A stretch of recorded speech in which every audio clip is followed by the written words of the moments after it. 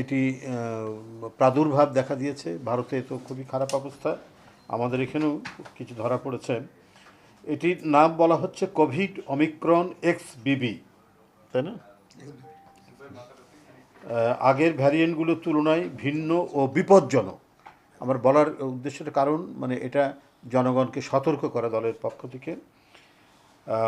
বিপজ্জনক, এটি সহজে শনাক্ত হয় না, তাই সবার মাস্ক পরা অত্যন্ত জরুরি।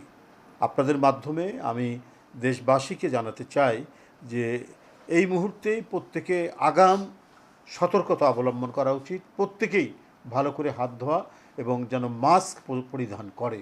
আমাদেরকেও করতে হবে, আমরাও আশা করি পড়া শুরু করব আজ থেকে।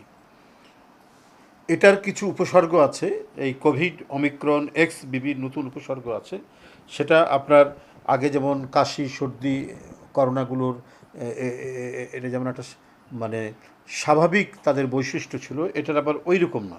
এটাতে কাশি নেই, জ্বর নেই, বেশিরভাগ উপসর্গ হলো অস্থি সন্ধিতে ব্যথা, মানে গিড়ায় গিড়ায় ব্যথা, মাথা ব্যথা, গলা ব্যথা, পিঠে ব্যথা, নিউমোনিয়া এবং ক্ষুধা উল্লেখযোগ্যভাবে কমে যাওয়া।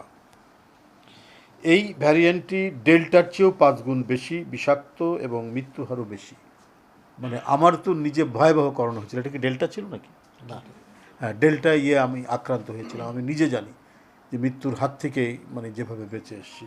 তো এটা যদি ডেল্টার চেয়েও যদি আপনার 5 গুণ বেশি মারাত্মক হয়, তাহলে আমাদের এখন থেকে কতখানি সতর্কতা অবলম্বন করা উচিত সেটা আমাদের ভাবতে হবে। এটাকে হেলাফেলা করা যাবে না। এবং এর মৃত্যু হার বেশি। উপসর্গগুলি খুব অল্প সময় মারাত্মক আকার ধারণ করে এবং কখনো কখনো কোনো স্পষ্ট উপসর্গ না দেখিয়ে অবস্থা খারাপ হতে শুরু করে।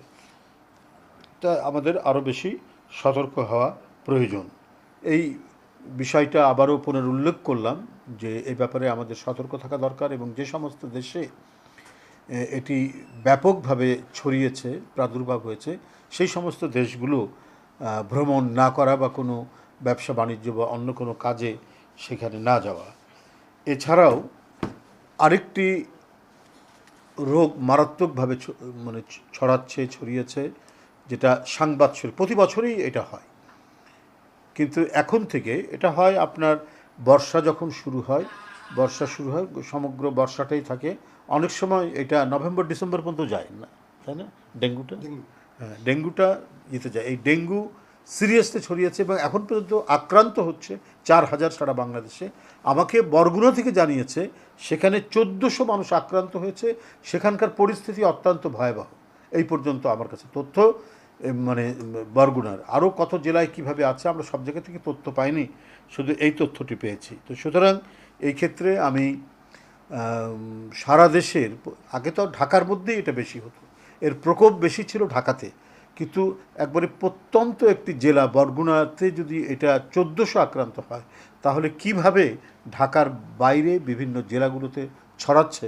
এই কারণে সেখানকার হাসপাতাল এবং সেখানকার বিভিন্ন ক্লিনিক এবং যে স্বাস্থ্যসেবা দ্রুত এটা আরও বৃদ্ধি করা উচিত। এবং এই ক্ষেত্রে স্বাস্থ্য মন্ত্রণালয় কী করছে জানি না, স্বাস্থ্য মন্ত্রণালয়ের এই ক্ষেত্রে আরও বেশি জোরালো পদক্ষেপ গ্রহণ করা উচিত। এই যে আমি করোনার কথা বললাম, এর আগে আমরা অনেক ভুক্তভোগী, অক্সিজেনের অভাব ছিল, করোনা সরঞ্জামের অভাব ছিল, মানে করোনাকে মোকাবেলা করার জন্য প্রয়োজনীয় ওষুধপত্র, ইঞ্জেকশান সেগুলো ছিল না। একটা ইঞ্জেকশান খুঁজতে এবং সেটা পেতে কী যে কষ্টকর বিষয় ছিল, ওটা মানে বলা যায় না।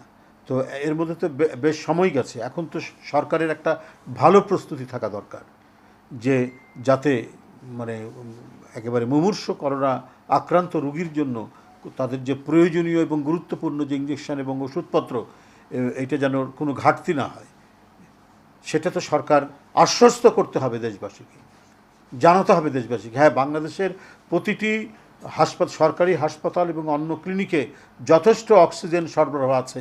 এই অক্সিজেনের অভাবের কারণে অনেকেই মারা গেছে। ঠিক তেমনি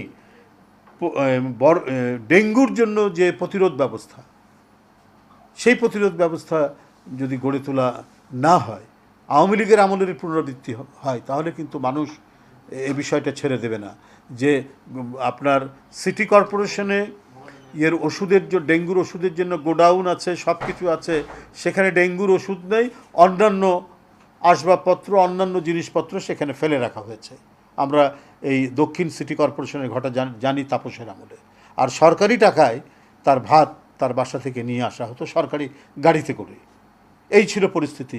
এই পরিস্থিতির যাতে পুনরাবৃত্তি না হয়, ফ্যাসিবাদের যে অবহেলা, ফ্যাসিবাদের আমলে জনগণকে যেভাবে মৃত্যুর মুখে ঠেলে দেওয়া হয়েছে, একটা গণতন্ত্রহীনতার মাধ্যমে যারা প্রতিবাদ করেছে তাদেরকে যেমন সরকারি নিপীড়ন নির্যাতনে অদৃশ্য করা হয়েছে, মেরে ফেলা হয়েছে, ঠিক তেমনি যে প্রাকৃতিক বিপর্যয় এবং মহামারীতেও মানুষ মানে ওষুধের অভাবে, চিকিৎসার অভাবে মৃত্যুমুখে পরিণত হয়েছে। কারণ যেখানে জবাবদিহিতা থাকে না, যেখানে জনগণের কাছে কোনো অ্যাকাউন্টেবিলিটি থাকে না, সেইখানে সরকার যা ইচ্ছা তাই করতে পারে, যেটা শেখ হাসিনা করেছে।